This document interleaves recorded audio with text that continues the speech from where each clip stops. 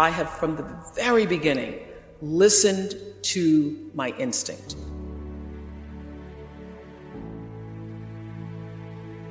All of my best decisions in life have come because I was attuned to what really felt like the next right move for me. Because my definition of luck is preparation meeting the moment of opportunity. Because I am really guided by a force that's bigger than myself. I know that my being here on the planet is not just of my own. There is no real doing in the world without being first. For me, being, your presence, your connection to yourself and that which is greater than yourself is far more important than what you do, but also is the thing that fuels what you do. And understand what your contribution to change the world can be. You can only do that if you know yourself. You can only do that unless you cannot do it unless you take the time to actually know who you are and why you are here. Now, I happen to know for sure that every human being comes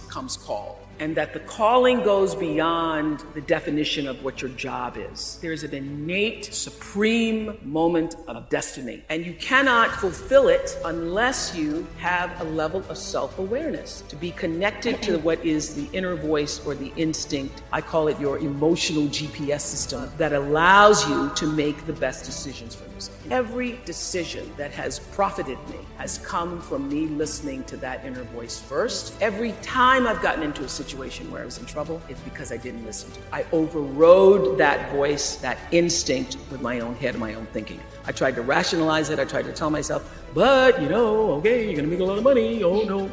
And so I sit here, profitable, successful by all the definitions of the world. But what really, really, really resonates deeply with me is that I live a fantastic life. My inner life is really intact. I live from the inside out. And so everything that I have because I let it be fueled by who I am and what I realize my contributions to the planet. If there's a religion or a mantra or law that I live by the third law of motion in physics. For every action, there's an equal and opposite reaction. That is my religion. I know that what I'm thinking and therefore going to act on is going to come back to me in a circular motion, just like gravity, like what goes up comes down. And so what also propels the action is the intention. So I don't do anything without being fully clear about why I intend to do it, because the intention is going to determine the reaction, the result, or the consequence. In every circumstance, I don't care what it is. My life is fueled by my being, and the being fuels the doing. So I come from a centered place. I come from a focused place. I come from compassion, which is just my nature. I come from a willingness to understand and to be understood. And I come from wanting to connect.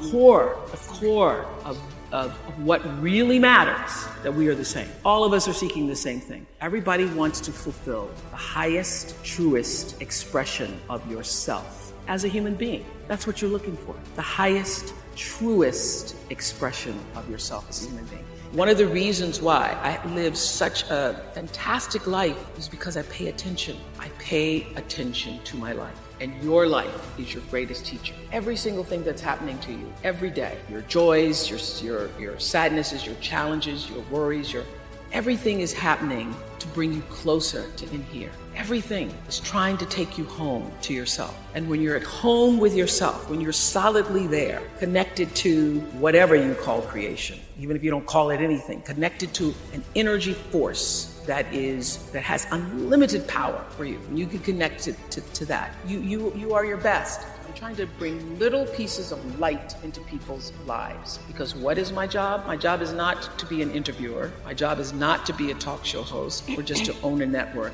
I am here to raise the level of consciousness, to connect people to ideas and stories so that they can see themselves and live better lives. You first have to change the way a person thinks and sees themselves. So you've got to create a sense of aspiration, a sense of hopefulness, so a person can begin to even have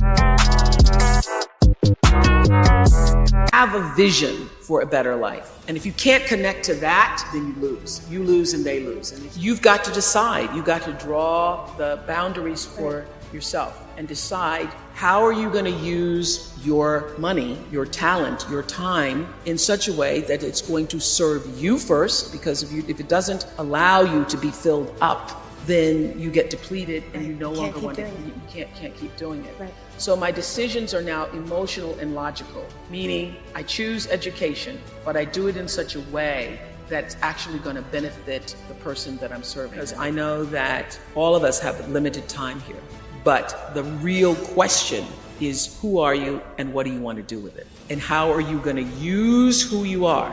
When the personality comes to serve the energy of your soul, that is authentic empowerment. So as graduates of this great school, to take what you've learned here, to take what is a part of your nature and what you've developed as skills and what really feeds your passion, to take that and to align that with the deeper potential and possibility of your soul's coming. You align your personality with what your soul came to, and everybody has it. Align your personality with your purpose, and nobody can touch you. Everybody has a purpose. So your whole thing is to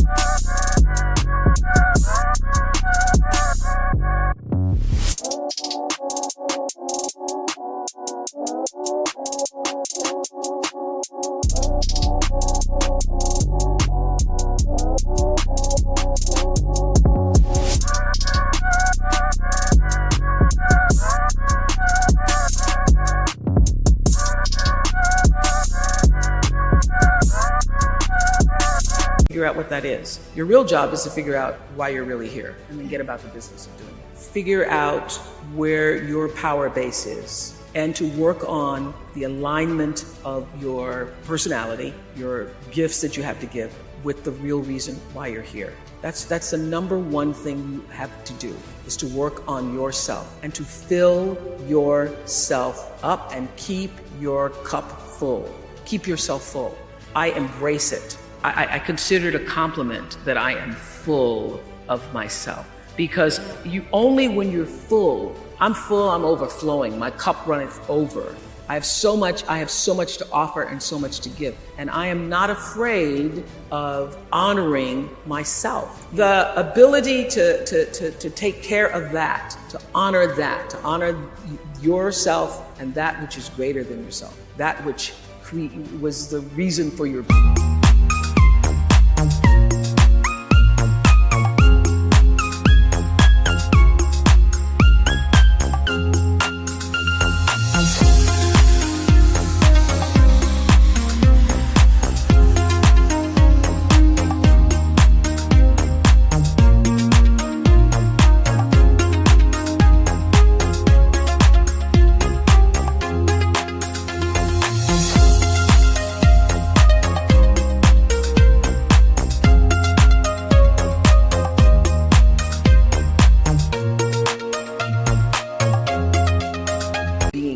There's no selflessness in that, because only through that do you have the ability to offer yourself, your whole self, your full expression of who you are to the rest of the world. Put yourself at the top of the list. Nurture yourself. Honor yourself. Stop the crazy mind chatter in your head that tells you all the time that you're not good enough. Being here is such a miraculous thing, and that your real job is to honor that.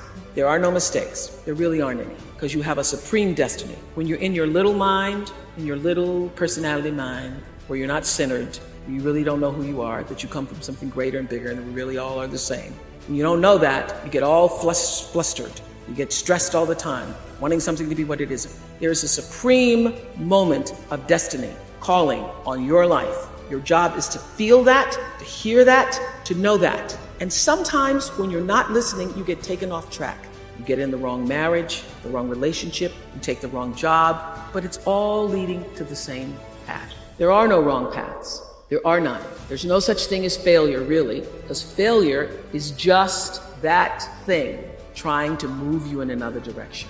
So you get as much from your losses as you do from your victories, because the losses are there to wake you up. When you understand that, you don't allow yourself to be completely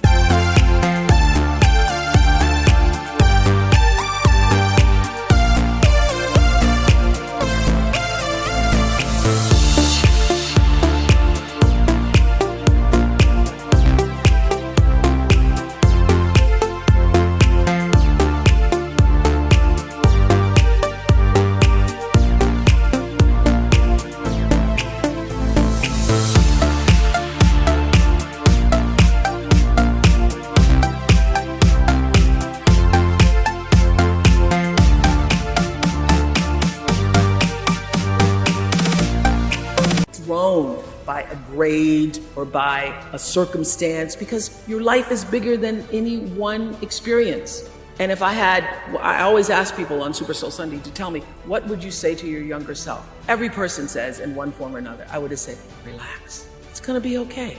The way through the challenge is to get still and ask yourself, what is the next right move? Not think about, oh, I got all of this to do. What is the next right move? And then from that space, make the next right move and the next right move. And not to be overwhelmed by it, because you know your life is bigger than that one moment. You know you're not defined by what somebody says is a failure for you, because failure is just there to point you in a different direction.